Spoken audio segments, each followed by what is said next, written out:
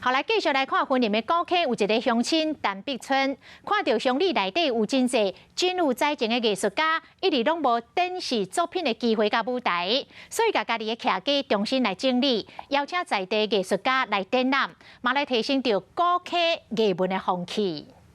古坑一间人家厝内想袂到有大数的各种作品，主人陈碧川介绍这个作品甲收藏，互参观的民众感觉真有趣味。刘真这两幅，他是我们古坑的朝阳村的书法家。你有想过这个地方会有改建出一个这个艺术展场？还蛮意外的，蛮意外的，是一个非常好的空间。因为伊发现真侪有才情艺术家一直拢无展示的机会甲舞台，所以讲伊决定打造一个艺术空间。希望讲伊作品来遮，老人看了介意，会当去甲买。老大人啊，为献解读，不是金钱的问题，是一个心得，一个荣耀。现场展示的图啊，拢是亲手去修来一寡古董改造的，对着这份艺术的热情，互真侪人感动。